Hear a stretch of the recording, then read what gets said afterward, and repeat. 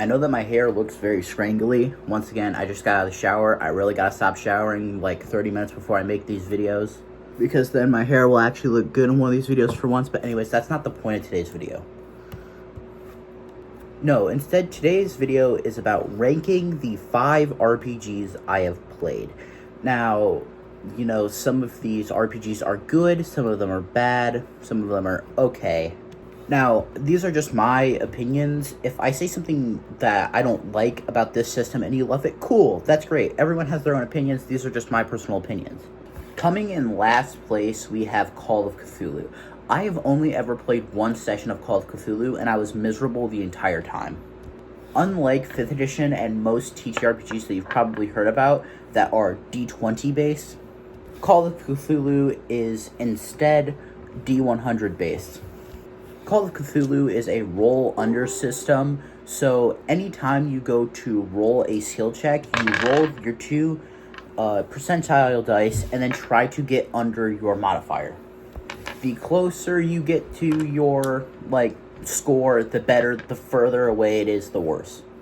Now, this wasn't even the fault on the game master or anything such as. The session was actually pretty good role playing. I just found it incredibly frustrating and uneasy to learn. Now, it's probably because it's the only time I've played this system was in that one shot. I bet if I were to actually go and learn how to play it, I bet I would like the system a lot more.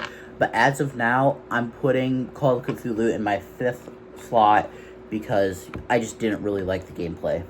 Coming in my 4th slot, I have incredibly simple role-playing game. The pros I will give for this is character creation is really easy, but this game was just shit to play. Basically, the core gist of the game is you have a D6, a D8, and a D10 to apply to your stats, and then you pick out skills similar to Daggerheart, and then once that happens, basically if you can use those skills in a sentence, you get a +2 add to your roll. And then the rest of it is equipment based. To say how the skill system works, here's how I'll kind of explain it. Imagine your game master is like, you all are traveling within a deep forest. You all might get lost. Everyone, roll. Can I actually use navigation instead? Because I'd like to navigate the forest and it's one of my skills. Yes, you may use navigation while you're navigating the forest. Well, navigation is my D6 anyway, so let's hope I roll something good. That's a 1. That's basically the entire system there. Yes, you have some equipment, but whenever I was playing and role-playing in this system, it just felt underwhelming. The entire system really relies on your role-playing capabilities, and since, you know, I was kind of shy at the time and I wasn't really much into role-playing at that point, I didn't really find myself enjoying it. I think that system is more meant for one-shots instead of full-length campaigns, because I don't see how anyone could roll a, I have my first dishonorable mention here. Tiny Dungeons. It's pretty much the exact same game, just a little bit more simple. Basically, whenever you're creating a Tiny Dungeons character, you have 3 numbers, 2 1s and a 2, to put into strength, mobility, and intelligence, I believe. If you have a 1 in that skill, you roll 1d6 and then tell that to your game master. If you have 2 in a skill, then you roll 2d6 and then tell that to your game master. This one was actually more simple because it came with pre-made character sheets, character cards. Here, example, here's one of the cards from Tiny Dungeons. That's the Game Master's Guide. That should show you how small the system is. The fact that your Game Master, your DMG, can fit on a card. I actually found the rest of the cards. Hold on. Here's Bunzo, the Thief. As you can see, these cards are very simple. You have strength, dexterity, and mind. You get 3 hit points, and then you can use some weapons, and then you get a special skill. The one problem that this game struggles from, and we don't condone this here, is using AI art. Other than that, I don't think that this is supposed to be a serious game. I think this is supposed to be a game where you guys all just sit down at the table one day and then just pass out cards and be like, okay guys, we're playing today. But yeah, this kind of struggles with the same concepts as Incredibly Simple Role-Playing System, just not having a lot to do. Alright, coming in my 3rd slot, I have Pathfinder. Pathfinder 2nd Edition. Pathfinder 2nd Edition is not a bad game at all. I just prefer the two that come after this better.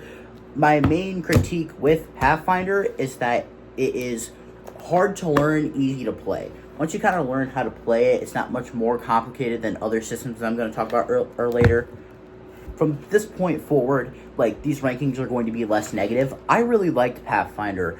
I'm currently taking a hiatus from DMing my Pathfinder campaign. The one issue I do have with it is that its player core has, like, so little content to the point where you have to buy the player core 2, which one I think I have somewhere around here. Yeah, the player core 2 has more classes, more races. One thing I don't understand, and another thing I kind of critique about Pathfinder, is that within their core rulebook, the book that you're supposed to be able to buy to get into the game, like, this new revamp was supposed to be beginner friendly. The majority of the classes that you're getting are some form of spellcasters. And, you know, this is such a minor critique because all of these rules are free online. You don't even need to pick up these books to play Pathfinder.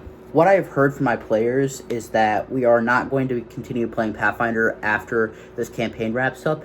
Pathfinder is fun to DM. It's not fun to play, though. That's kind of what I've heard.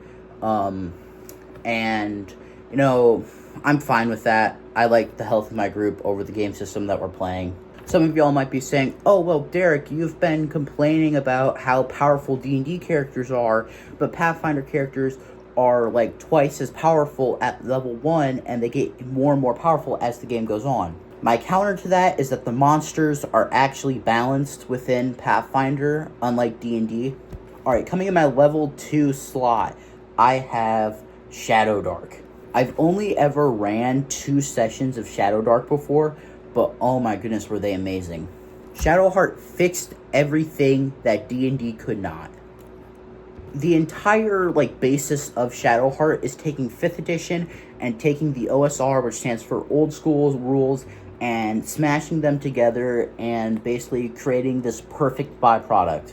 In Shadowheart, the loop is very similar to D&D, where you roll a d20 and then add a modifier, but there's no skills and there's, like, no saving throws. Everything is just main attribute based. Characters at very low levels actually feel weak, and I think that they should feel weak.